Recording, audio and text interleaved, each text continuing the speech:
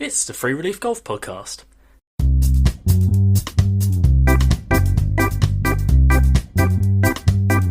Thanks to the Blue Wire Hustle program, this is the place where listeners can explore the hidden cost of elite amateur golf. It'll always cost nothing to get some free relief, so let's get on with it, shall we?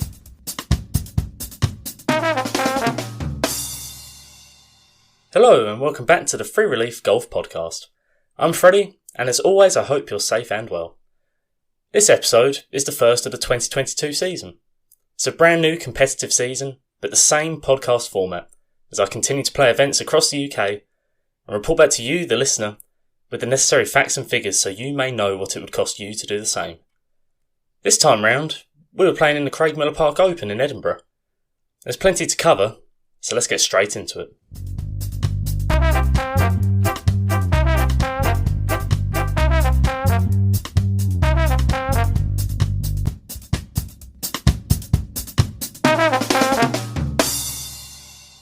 So what is the Craigmillar Park Open? Well, it's a 72-hole stroke play event which acts as the curtain raiser for the Scottish Golf Order of Merit.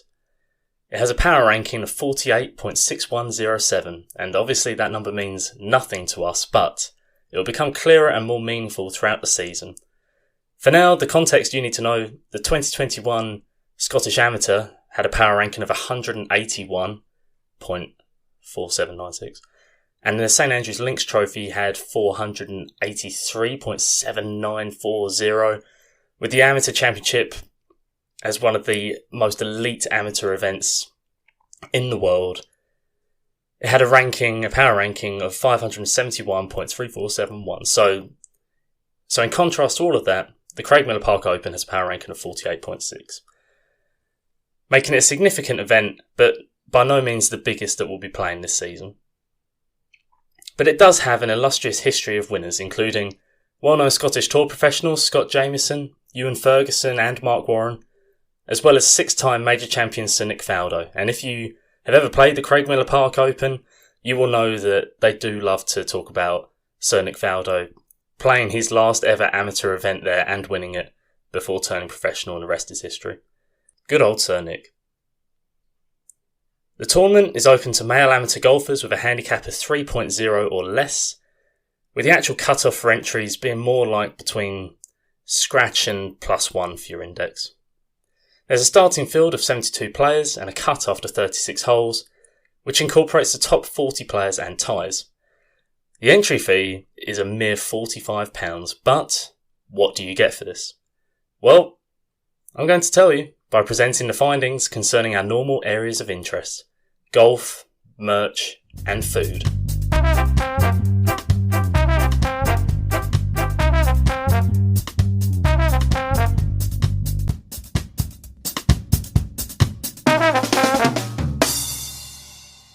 And we'll start with the golf.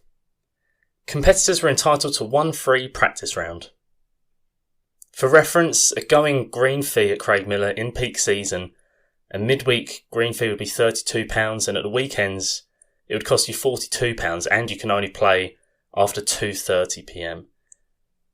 So to be able to play the Saturday and the Sunday at Craigmillar Park is a treat that is not bestowed upon many visitors.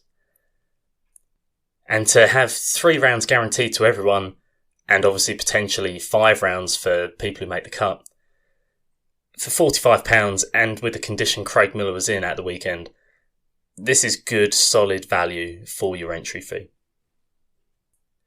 In terms of practice areas, as part of the golf offering, this is an area in which Craigmillar Park does lack. There is a single net fitting shots into and a small putting green with only 3 holes on it. There is a strip further out on the course between the 3rd and the 9th fairways. It's long enough to clip some wedge shots, but it's a fair walk up and over a hill to reach. And overall, it's not really worth it, at least not for a warm-up. Overall, the practice facilities, they're just about ample without being anything more. They'll get you somewhat warmed up, but they're not adding to your experience at Craigmillar Park. It's all about playing the course and having a good time out there. In addition, there are no yardage books at Craigmillar Park, and given the severe changes in elevation around the course, this makes practice rounds an absolute necessity. Which is fine, there's plenty of courses out there that don't have yardage books, but it does seem a bit weird in today's modern age when the technology is there for people to create their own yardage books. I don't know what the investment would cost, but I don't know, I just think it's weird that clubs don't have yardage books in some instances, but as I say, it means you need the practice round and it encourages that. In terms of pin sheets, you're given the sheets by the starter, and these pin sheets didn't have specific numbers, but they did have each green drawn and split into quarters with the pins dotted in the appropriate places. And I'd say the dots were, in the whole, pretty accurate to where the pins were actually placed. And really, that's all you need. You don't need specific numbers. It was satisfactory, and the pin sheets proved useful as a reference throughout the competitive days. Now, with regards to live scoring, there was no live scoring available throughout the competitive rounds, but after each round was submitted, there was a live leaderboard available online on the Craigmillar Park website, and we'll talk more about the Craigmillar Park website later on, because it was quite a good setup. Merchandise, unfortunately no merchandise available, and in terms of food and water provided on tees, that was non-existent as well, but I had to say I was satisfied with the clubhouse offering across the weekend. The service was super friendly and welcoming, and the food itself was fairly priced in my opinion. For reference, soup of the day was £3.95, fish and chips was only £9, and a bowl of chips would set you back £2.95. Some other food comments. Interestingly, there were no burgers on the menu, which is normally a clubhouse mainstay across the UK in my experience. And this truly perplexed one of my playing partners, who asked the staff, he went to the extent of asking the staff why this was the case. I think he just really wanted a burger. And apparently it was only just recently taken off the menu for unknown reasons, which is quite sinister. And earlier in the week after a practice round, I was with another playing partner who works in catering, and he felt the standard of his BLT after our game was somewhat lacking. But the food I had was more than acceptable, so maybe it was a one-off dodgy BLT, or perhaps more likely, I have terrible taste in food. So that's everything on the golf merch and food side, and there's only a brief travel and accommodation section this week because, in terms of accommodation, I stayed with my good friend from university, Andy. He lives in Haymarket, so it was only a 10-minute drive tops to get from there to Craigmillar. And that really saved me because I had a 7:27 a.m. tea time on the Saturday morning. And if I was trying to drive from St Andrews, that would have been brutal because it's an hour, 25-minute journey to Edinburgh. I would have had to be waking up at, well, let's face it, I just would never have woken up. So thank you, Andy, for your hospitality on the weekend, and he did not charge me for anything because we hosted him in St Andrews at the turn of the new year, so good old reciprocal friendship, you've got to love it. And as I've said, the journey to Edinburgh is just under an hour and a half, so in terms of the travel and the petrol, I used about half a tank getting there and back and doing the little 10-minute trips between Craigmillar and Haymarket throughout the weekend. Overall, that came to about £25 worth of petrol that was used, which is not too bad at all. Now, staying with Andy did actually help me have access to some better food at the weekend in terms of having a kitchen that I was able to somewhat cook in. So a quick rewind to the lunches and dinners that I had. Obviously not much food included at Craigmillar Park for your entry fee, but still some reasonably priced lunches that we managed to get out of it. After my practice round, I had gammon, egg and chips at Craigmillar, and combined with an orange and lemonade, that came to £11, which is not bad at all for a substantial lunch. And it turns out I loved gammon so much that day that I then went straight to Tesco and got gammon and chips for dinner. Also got a couple of pints of milk with that, and that came to £4.89, and that was just to have at Andy's. The practice day was on the Friday, so then on the first tournament day, the Saturday, I ended up having a full Scottish breakfast for lunch in between. We had a long time for lunch, it was about an hour and a half because we ended up playing as a 2-ball in a field of 3 balls, and we were out early, so we whizzed around. We were about 3.5 hours for our round, I think. So I had a leisurely full Scottish breakfast for £7.95, and that was good value as well. And then, spoiler, I missed the cut. And if you want to hear more about how I missed the cut, you can subscribe to my new bonus podcast series, The Follow Through, which is being released this week. And you can find it on Spotify, and wherever you look for your podcast, you can find it. You just got to subscribe for a monthly fee. But I'm not going to pressure sell that yet. But I missed the cut, and for dinner that night on a Saturday, we went to a Wetherspoons, of course, a Wetherspoons in Edinburgh, the Alexander Graham Bell. I had a burger and a soft drink, classic Wetherspoons deal, £9.60. And I went out with Andy and another friend, who incidentally is called Andrew. I'd never really thought about that before, that's a little bit strange. But we had a few quiet drinks, and I won't be counting that in the tournament total, as those drinks were purely for pleasure and were by no means a necessary tournament expense. So my total on lunches and dinners came to £33.44 across the weekend. A brief note on prizes. The winner got a nice trophy, which I can't say I saw in person at the tournament week. It wasn't really publicised much, but I've seen it online. And the top 10 places got prize vouchers, moving down in increments, with £500 going to the first place, and 10th place getting £45, basically their entry fee back. So all in all, the total cost of the Craigmillar Park Open for me, the entry was £45. The golf, there were no extra costs with practice rounds or yardage book costs. The travel overall, £25 in petrol. Accommodation, thank you Andy, cost me nothing. And the lunches and dinners, all the food, came to £33.44 for a grand total of £103.44, not including, as always, the bits and bobs like snacks for golf bag, etc, etc. Now, the total cost with standard accommodation rate, if you have got no friends. Well, normally I do Premier Inn costs, but there are no Premier Inns in Edinburgh, which I guess I knew that, but I couldn't believe that. In Edinburgh, it's all about Travelodge. The nearest Premier Inn, if you really do want a Premier Inn, the Lenny Henry dream, the nearest one's in Dunfermline. So it's still a bit of a drive. So you've got to look at the Travelodge. If you're looking at the Edinburgh Central Travelodge, 2 adults sharing a twin room, 3 nights, you're looking Friday, Saturday, Sunday, that would come to £429.97. That was me looking it up at the weekend itself.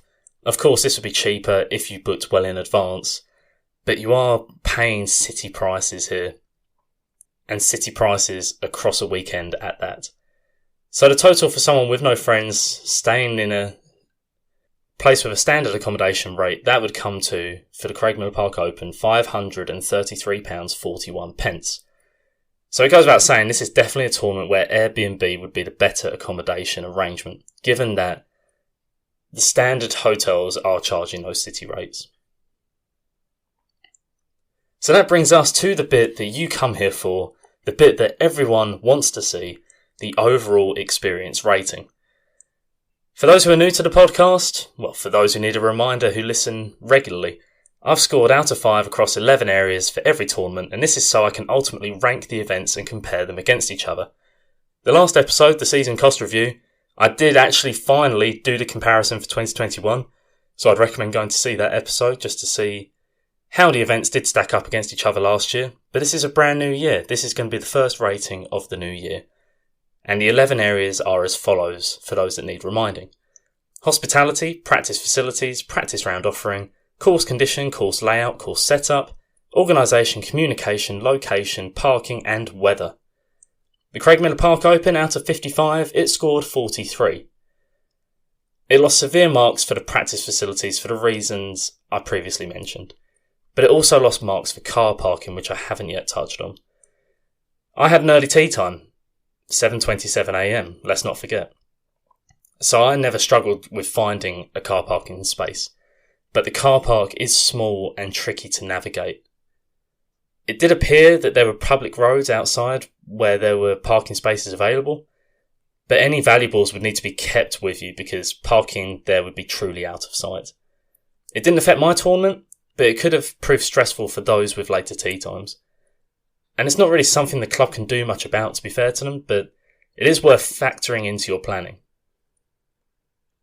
In terms of the event itself though, I thought the course was turned out exceptionally well, considering the time of year and the parkland layout. The greens were smooth and running at a good speed, for the most part, and the fairways were well kept. You gotta say that there was some softness in the ground, though, and regular mud balls, if you strayed from the fairway, pick and place preferred lies were in operation on the fairways, so the minute you go into the rough, you're probably getting muddy balls and you couldn't do much about it. Just hit the fairways, I guess, is the answer, but that was a situation that was occurring. Likewise, around the greens, you could get some scratchy lies, with the frequency of spots of bare mud that were in existence. However, the course was more than adequate for a competition of this magnitude, and it allowed competitors to shine if they played the golf to do so. And ultimately, that's all you need, right? In addition, the competition was well organised and chose to rely on updates being posted to its website rather than sending constant email updates, which is an alternative approach which works if you know where you're looking and what you're looking for. As I've said, the hospitality and welcome were second to none, and there were plenty of volunteers helping with scoring, starting and ball spotting. In fact, even one of the starters even remembered me from 3 years ago, which was touching. That's nice. But I guess Essex boys in Scotland do stand out. And that just goes to show. The members are invested in this tournament, and it shows, and it adds to the feeling of significance that comes with this tournament and its place at the start of the competitor season for Scottish amateur golfers. I also love it when the captains and presidents show up in a jacket and tie, and this was the case at Craigmillar. They were great people who were really invested in showing their club in the most positive light. If you're looking to play a gentle season opening event with feel-good vibes all around, then you should certainly consider entering the Craigmillar Park Open if you get the chance.